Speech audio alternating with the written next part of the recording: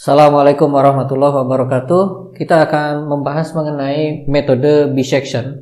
Ini adalah salah satu metode untuk pencarian akar suatu fungsi. Ya, untuk permasalahan pencarian akar suatu fungsi itu ada beberapa metode.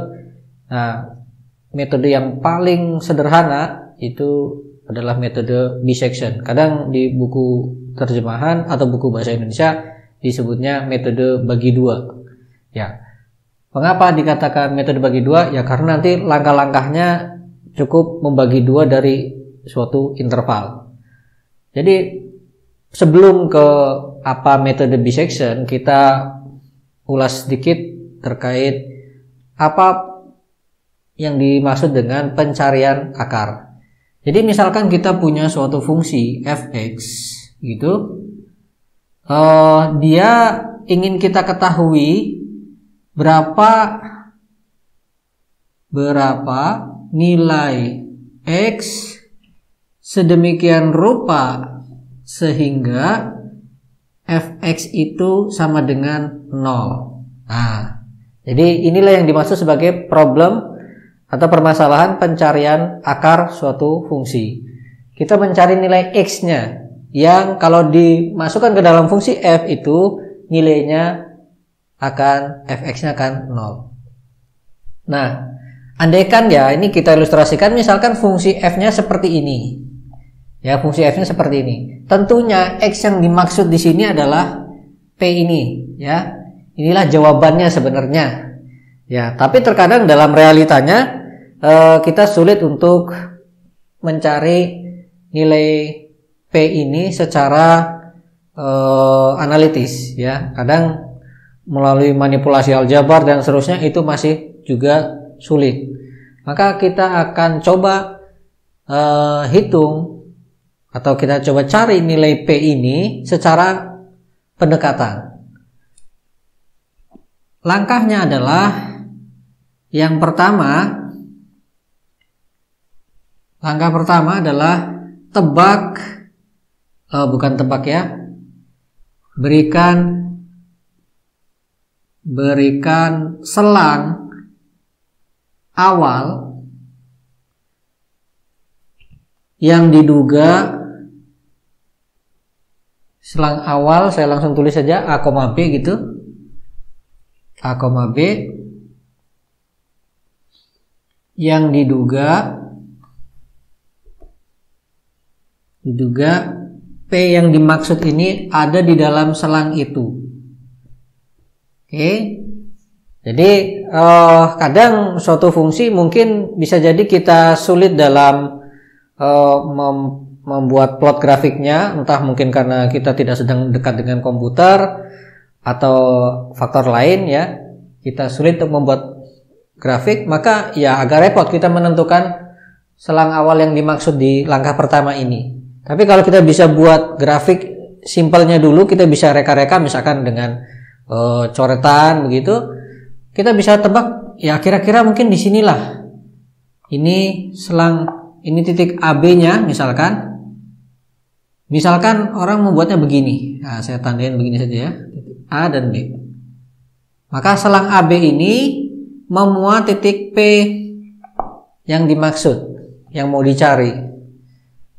Lalu kemudian langkah kedua, kita coba tebak P pada tahap pertama, pada langkah pertama, yaitu P1. Saya tulis begini. P1 itu adalah titik tengah antara selang yang kita maksud. Ini selebar ini adalah B-A lebarnya, maka setengah ini, kira-kira di sini berarti kan? Ya, ini berarti adalah B-A per 2. Oke. Nah, titik P ini, P1 yang kita mau adalah yang di sini, yaitu yang tengah-tengah di antara A dan B ini. Ya. Berarti dia adalah P1 ini berjarak sejauh B-A per 2 dari A. Berarti ini adalah A ditambah B-A per 2. Atau kita bisa tuliskan dia menjadi 2 per 2A. Ini langsung saya tulis di sini. Itu kan? Plus B min A. Nah, ini duanya di sini. Oke, jadi kita punya apa? A plus B dibagi 2. Ya.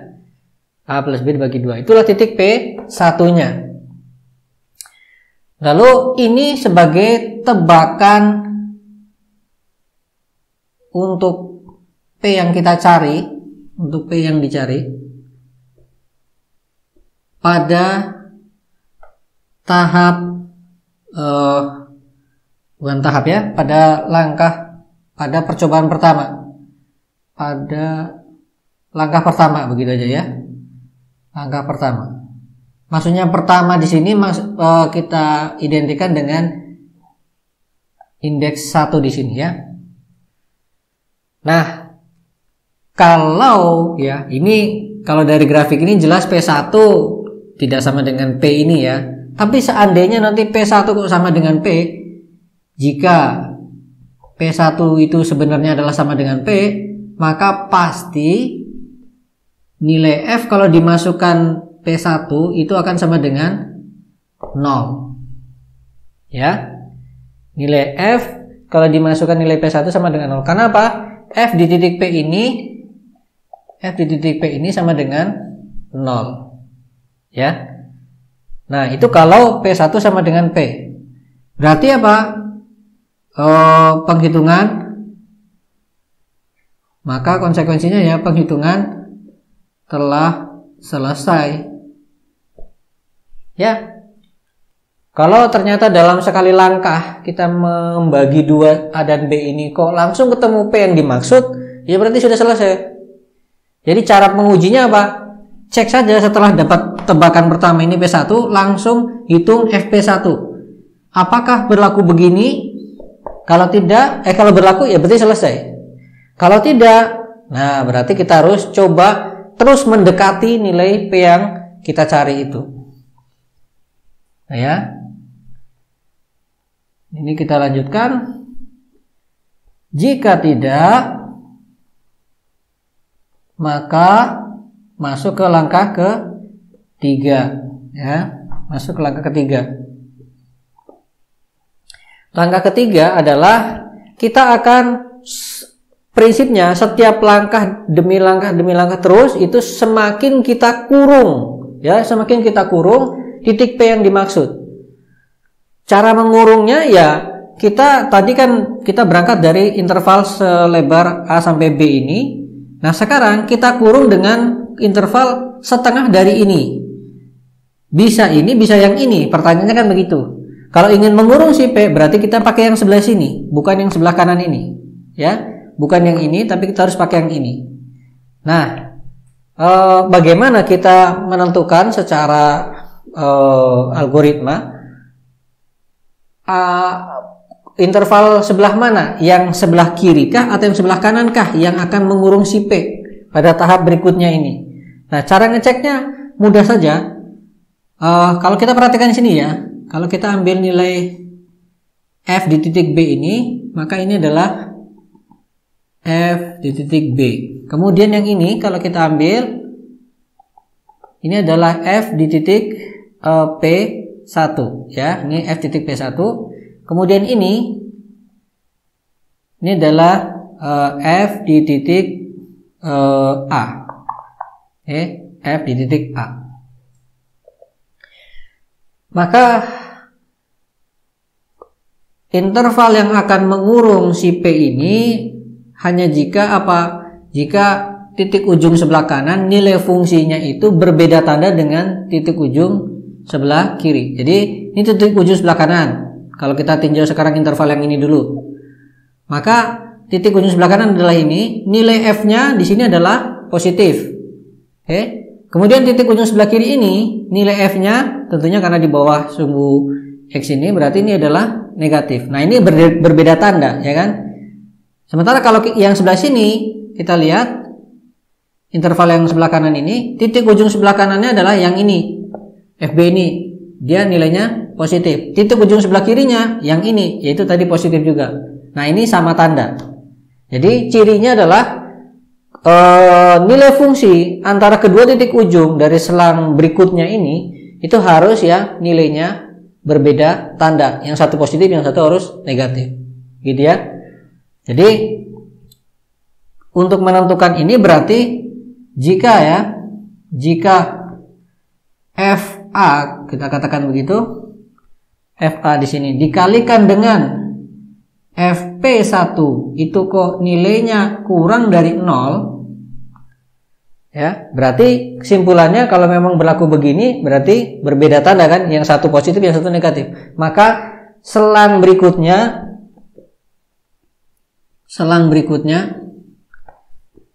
maksudnya untuk tahap berikutnya, selang untuk tahap berikutnya adalah dari A sampai P1, ya. Jadi kalau nilai ini dikalikan nilai ini kok nilainya negatif, berarti kan salah satu di antara ini negatif, yang satunya positif. Berarti inilah selang yang kita cari, A sampai P1 itu, ya, dari A sampai P1.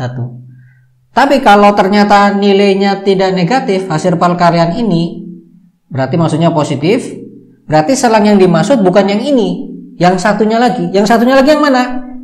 Jika tidak, maksudnya tidak berlaku ini, berarti maka selang untuk tahap berikutnya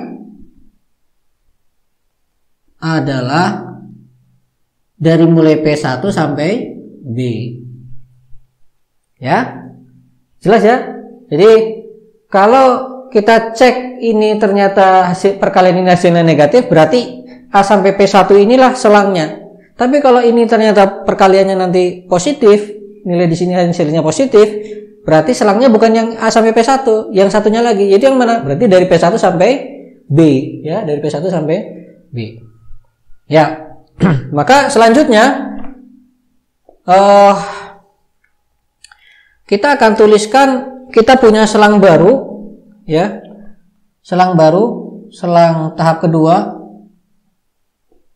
akan kita tuliskan sebagai A2 sampai B2, ya. A2 sampai B2.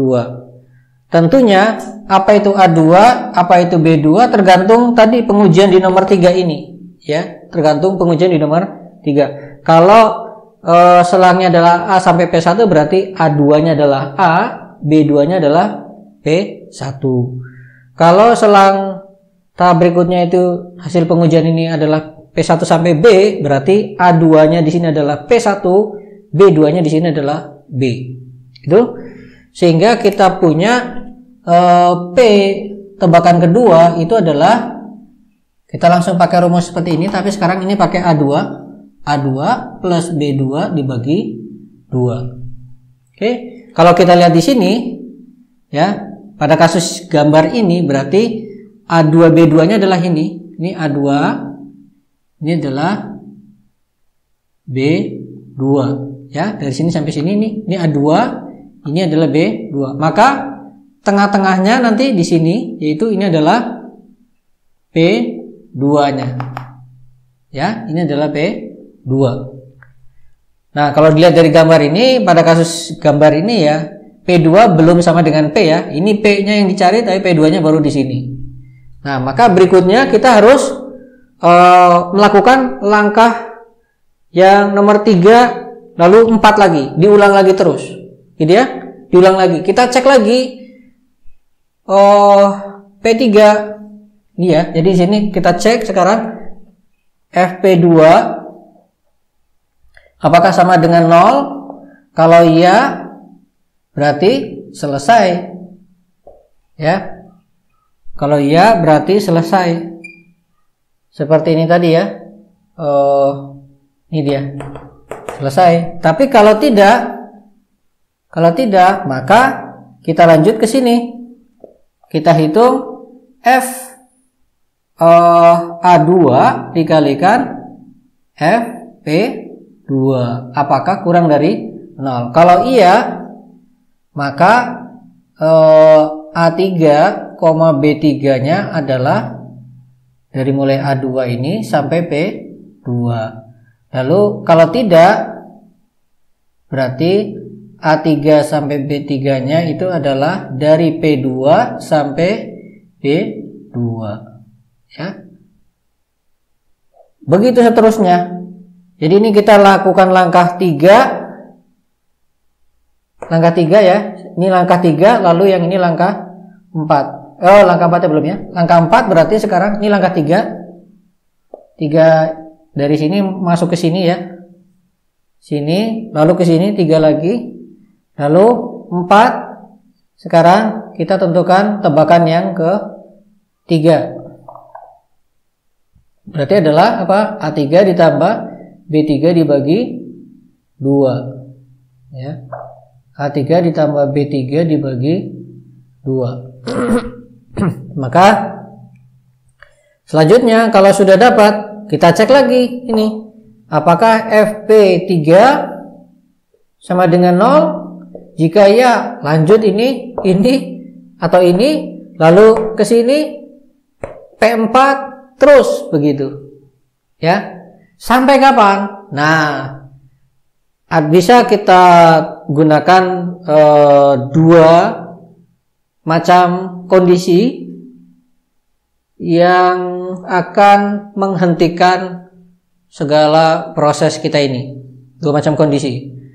Yang pertama, ya tentunya kalau berlaku FPN, berapapun N itu yang dimaksud, berapapun N ya, sama dengan 0. N-nya nanti tentunya dibatasi.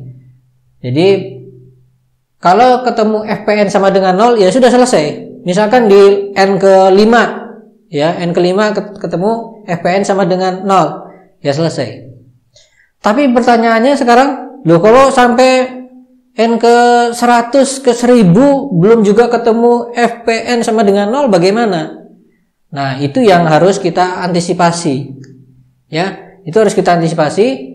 Maka kita harus menentukan kriteria untuk berhenti. Kriterianya bisa kita buat, misalkan ya pada kasus ini karena kita mau mencari akar ya, maka maunya kita kan kita dapat FPN ini sama dengan 0. Ini maunya kita ya.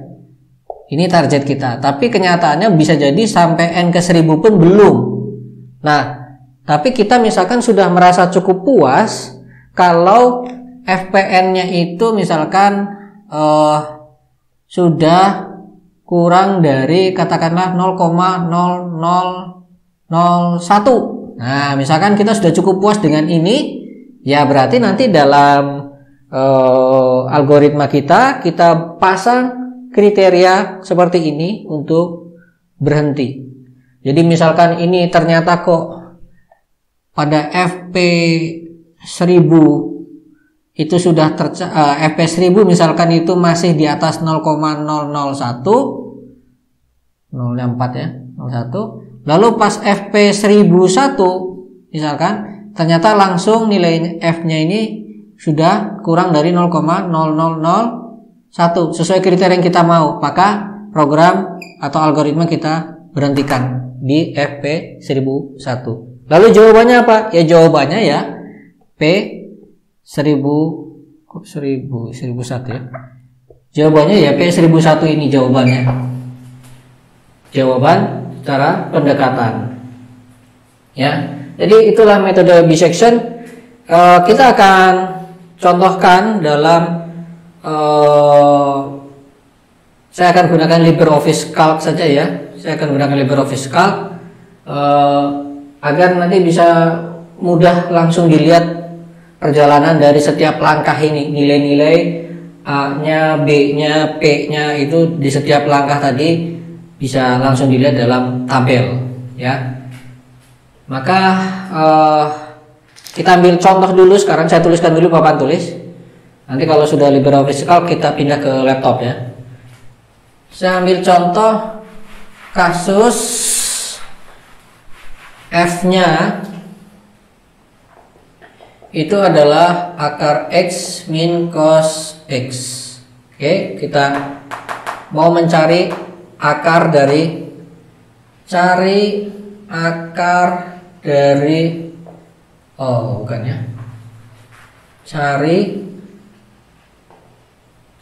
nilai X sedemikian rupa fx sama dengan ini sama dengan 0. Sedemikian rupa cari nilai x sedemikian rupa sehingga fx sama dengan ini sama dengan 0. Oke, sedemikian rupa sehingga. Nah, ini problemnya yang mau kita selesaikan. Nah, kita akan buat tabel nanti di LibreOffice Calc.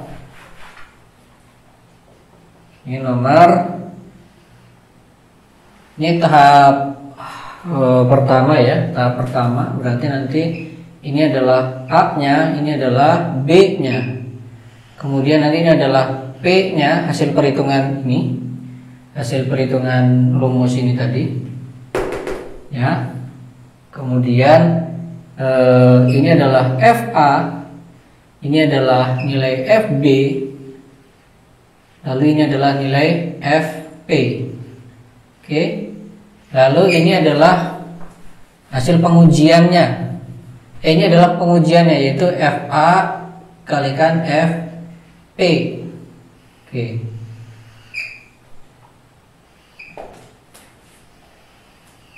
Oke. Ya. 2, 3 dan seterusnya ya. Maka nanti kita coba tebak ini nilai X ini. Kita lanjutkan dengan yang bagian tebakan cari selang awal itu langsung diberikan di soal ya. Cari nilai ini 19 ini pada selang 0 sampai 1. Nah, berarti selang awalnya ini ya yang dimaksud. Berarti ini adalah 0, ini adalah 1. Maka P-nya sesuai rumus ini 0 plus 1 dibagi 2 berarti adalah 0,5. Lalu FA berarti kita masukkan ke sini ya kan, yaitu akar 0,5 dikurangi dengan cos FA ya, FA ini ya, berarti adalah akar 0 dikurangi cos 0. Oke, kalau yang ini berarti FB nya adalah akar 1 dikurangi cos 1. Kalau FP nya berarti adalah akar 0,5 dikurangi dengan cos 0,5.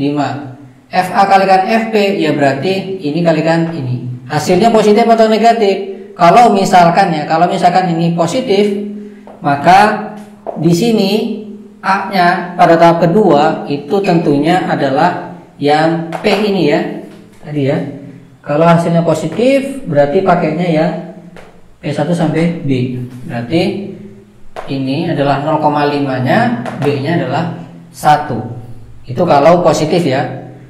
Lanjut ke sini berarti P-nya berarti adalah 0,75 ya. Setengah di antara ini kan 0,7. Tengah-tengah di antara 0, sampai 1 adalah 0,75. Berarti FA-nya berarti tinggal masukin nilai ini. FB-nya masukin B yang ini ke rumus ini. FP-nya masukin ke yang ini. Terus begitu. Uji lagi di sini nanti apakah plus atau negatif. Kalau misalkan ini negatif misalkan, maka A3-nya itu tentunya adalah yang ini 0,5 ini. Lalu B3-nya berarti pakai yang P ini 0,75. Dan terus semuanya diproses sampai nanti kita cek di sini nilai FP ini, kita cek ya nilai di sini, terus kita cek, kita perhatikan misalkan kita batasi ya, cari nilai ini batasi dengan kriteria henti FP kurang dari FPN itu kurang dari misalkan 0,0001. Nah, gitu aja ya. Nah, kita cari di sini. Kalau nanti di sini misalkan sudah kurang dari 0,0001, maka pada n kesekian ini n ya. Ini kita berhenti, selesai. Jawabannya yang mana? Jawaban yang kita mau kan kita mencari nilai x, berarti nilai p yang ini jawabannya. Ya, seperti itu. Gambarannya kita akan selesaikan problem ini dengan menggunakan LibreOffice Calc. Nanti pada praktikum tentunya bisa dikerjakan dengan menggunakan Skillab, atau mau pakai yang lain juga bisa, sama saja ya. Baik, saya akhiri sampai di sini. Kita masuk ke laptop ya. Baik, inilah problem kita, yaitu mencari nilai x yang membuat fx sama dengan akar x minus cosinus x itu sama dengan 0. Jadi kita cari akarnya ya, cari akarnya fungsi fx ini. Maka hitung nilai x yang membuat ini sama dengan 0. Dan kita diberikan petunjuk selang awalnya adalah 0,1 dan kita akan berhenti dengan kriteria fp kurang dari 0,001. Di sini saya ralat tadi penjelasan di papan tulis bahwa kriteria itu adalah fp kurang dari 0,001, 0,0001. Saya ralat menjadi nilai mutlak fp ya, harusnya nilai mutlak ya, karena fp nanti untuk fpn maksudnya itu bisa dapat nilai positif ataupun negatif ya, bisa positif ataupun negatif. Jadi harus kita ambil nilai mutlaknya untuk menentukan kriteria henti ini. Oke, sekarang kita mulai dari langkah pertama. Karena kan kita sudah dibekali selang awal yaitu 0 sampai 1, maka A nya adalah 0, B nya adalah 1, lalu P nya berarti tengah-tengah antara 0 dengan 1. Kita pakai rumus A ini, kita langsung kurung aja ya, ini, lalu ditambah dengan B, lalu dibagi 2 ya, kita tengahkan semuanya, juga kita tengahkan aja. Oke, kemudian FA berarti adalah nilai fungsinya, nilai fungsi untuk A sama dengan 0 di sini ya. Jadi kita hitung fungsi ini, yaitu SQRT A nih dikurangi dengan cosinus dari si A ini ya. Kemudian FB ini berarti adalah nilai fungsi F ini ya, nilai fungsi F ini dengan X nya adalah si B ini. Berarti tinggal kita copy saja ini ya, copy ya. Lihat sini pakainya C3 ya, ini C3 cos C3, ini C3 di sini ya. FP juga sama, berarti tinggal di copy saja ke sini ya. Saya copy paste ini ya, pakai keyboard ya, jadi nggak kelihatan proses copy pastenya. Lihat di sini jadi SQRT D3 minus cosinus D3. D3 adalah yang ini ya, P ini ya. Oke. Kemudian yang ini kita tinggal kalikan antara si FA di sini dengan FP di sini. Berarti ini dikalikan dengan FP ini ya. Enter. Oke, semuanya kita ganti saja fontnya ya. Kita ganti saja fontnya, kita perkecil ke 10 aja. Nah, lihat di sini FA kalikan FP nilainya positif ya, positif 0,17 sekian. Maka untuk tahap kedua A nya haruslah pakai yang ini ya, yang P ini. B2 nya haruslah pakai yang B awal ini. Itu karena apa? Karena FA kalikan FP itu positif. Kalau dia negatif ya berarti A nya pakai yang ini, B nya pakai yang P ini. Nah, jadi kita buat saja rumus biar otomatis ya. Kita buat saja rumus ini sama dengan if kita buat fungsi ya. If ini kurang dari 0 ya. Kalau ini kurang dari 0 berarti A di sini haruslah pakai yang atasnya ini. Tapi kalau positif berarti A nya adalah yang ini. Ya. Oke, kemudian ini juga sama, kita buat if ini kalau dia tadi kurang dari 0 berarti B nya pakai yang ini ya, koma belum ya, koma ini. Kalau positif berarti B-nya pakai yang ini dia. Oke. Ya, sudah jelas ya? Karena ini positif berarti kita harus pakai A-nya yang 0,5, B-nya pakai yang 1 ini. Lanjut, ini berarti adalah tengah-tengah di antara A dan B ini. Berarti kita tinggal copy saja yang di atasnya. Ya, ini copy paste. Ya. Lalu yang ini tinggal kita copy paste semua juga. Copy paste ke sini. Nah, ini ada error ya. Kenapa? Kita coba cek. Oh, sepertinya ini salah rumus ya. Nah, kok ini -1 ya? Harusnya tadi copy paste.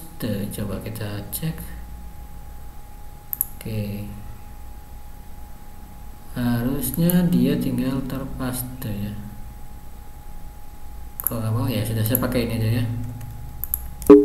Nah, pakai keyboard aja ya. Nah, ketemu ya. 0,75 harusnya kan? Oke. Terus yang bawahnya ini tadi ya adalah hasil copy paste dari yang di atasnya ya. Dari atasnya. Saya ulangi ya. Ini copy, lalu ini paste. Ya. Oke. Sudah dapat ini. Perhatikan tahap kedua ternyata FA FP nilainya positif lagi. Berarti harusnya di sini A-nya, A3-nya ya, A3-nya berarti adalah ini, B3-nya haruslah yang ini gitu kan. Nah, tinggal kita copy paste saja. Copy paste. Ini paste ya. Lihat A-nya adalah ini, B-nya adalah 1. Ketemu ini. Ini masih positif, lanjut terus begitu. Terus saja ya, kita copy paste saja. Kita copy paste sampai di sini coba. Kita lihat ini, kita copy ke bawah. Oke. Kita perhatikan sekarang kriteria henti FP nilai mutlaknya kurang dari 0,0001. Ini belum jelas, belum ya. Oh, ini belum semua ya. Belum semua. Kita perlu coba sebentar, kita lihat cos C4.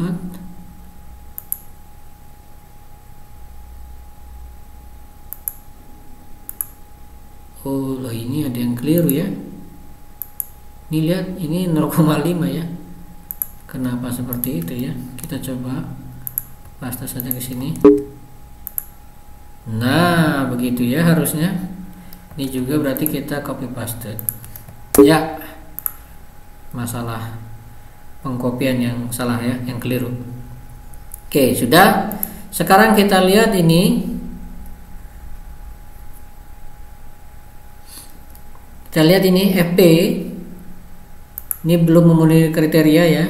Ini kalau diambil nilai mutlaknya masih di atasnya 0,001. Ini belum. Ini pun belum ya, karena ini masih di atas 0,0001 ya. Ini apalagi ini belum. Nah, ini dia ya. Ini kalikan 10 pangkat minus 0,5. Jadi ini adalah 0,000, nolnya 4 kali, lalu 1, lalu 1, 3, 2 dan seterusnya. Jadi ini sudah memenuhi kriteria henti. Nilai mutlak ini kurang dari ini, maka kita sudah bisa berhenti di tahap nomor 13 ini ya. Di langkah ke-13. Jawaban kita mana? Nilai X yang dimau, ya berarti yang P-nya ini. Ya, inilah jawaban kita. Ya. Lalu bagaimana kalau misalkan kriteria hentinya lebih kecil lagi, bukan sekian misalkan ya. Misalkan nolnya tidak 3 tapi 6 gitu. Ini 1 2 3 4 5 6. Kita lanjutkan saja prosesnya. Kita copy paste. Kita lihat. Tadi kalau sampai 6 itu kan di sini 10 pangkat minus 0,5 ya. Nah, sekarang karena kita ini 6 tadi sampai 4 ya. Tadi sampai 3, maaf 3 nolnya. Berarti di sini harus sampai 10 pangkat minus 0,5 ya. Karena kan begini ya, kita gambarkan aja ya. Maunya kita kan 0, waktu awal tadi ya 0,001. Maka kalau kita dapatkan 0,00001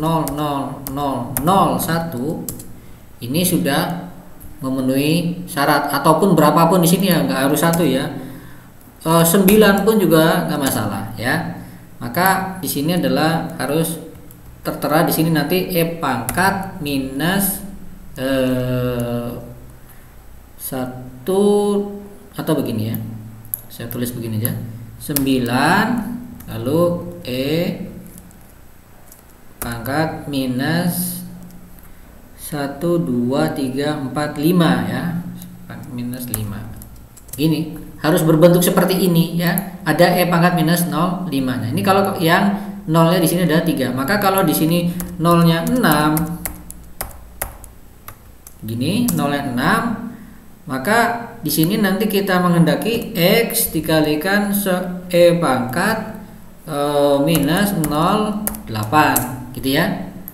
Ada E pangkat minus E minus 0,8, artinya 10 pangkat minus 8. Nah, 10 pangkat minus 8 di sini kita lihat itu adalah di sini dia. Ini dia ya. Sudah tercapai, berarti di situ berarti inilah langkah terakhir yang bisa kita tempuh sampai di sini ya. Ini dia. Jadi yang ini pangkat minus 8 ini berarti ini langkah terakhirnya. P-nya ini langkah terakhir, langkah 22. P-nya berarti yang ini ya, ini P-nya kita kasih warna hijau. Oke. Jadi kalau kita mau berhenti di sini, kriteria hentinya adalah 0,06 kali lalu 1, maka kita bisa berhenti di langkah ke-22 dengan hasil P-nya sama dengan 0,6417 sekian ini. Nilai F-nya untuk si P ini adalah sekian ini ya, yang nilainya sudah nilai mutlaknya kurang dari 0,00006 kali ya 1 gitu. Oke, tentunya hasil ini lebih baik daripada hasil yang di langkah 13 tadi ya, tentunya lebih baik. Karena apa? Karena nilai F-nya itu semakin kecil lagi, semakin menuju ke 0 gitu. Jadi ini yang lebih baik. Jadi kalau Anda ingin mendapatkan hasil lebih baik, biasanya kita perlu melakukan proses perulangan sampai jumlah yang banyak sekali gitu ya. Itu biasanya seperti itu. Saya katakan biasanya karena nanti ada suatu metode-metode yang belum tentu dengan langkah yang banyak akan semakin mendapatkan nilai yang mendekati, itu belum tentu gitu. Ini perlu kita batasi agar apa? Agar kalau misalkan ternyata sampai langkah ke 1 miliar tetap masih belum didapatkan FP sama dengan 0, maka dikhawatirkan si komputernya menjadi hang ya. Maka bagaimanapun juga tetap harus kita batasi sesuai kemampuan komputer kita atau sesuai kesabaran kita gitu. Kalau kita sabar nunggu sampai 1 tahun, komputernya jalan terus bekerja, ya nggak apa-apa. Dengan catatan komputernya kuat, gitu ya. Ya, jadi itu yang bisa kita pelajari di pembahasan bisection. Ini kita hitung dengan menggunakan LibreOffice Calc. Prinsipnya bisa saja kita hitung dengan bahasa pemrograman apapun ya. Kalau ini kita pakainya LibreOffice Calc, bukan bahasa pemrograman. Ya, baik. Saya akhiri sampai di sini. Terima kasih. Assalamualaikum warahmatullahi wabarakatuh.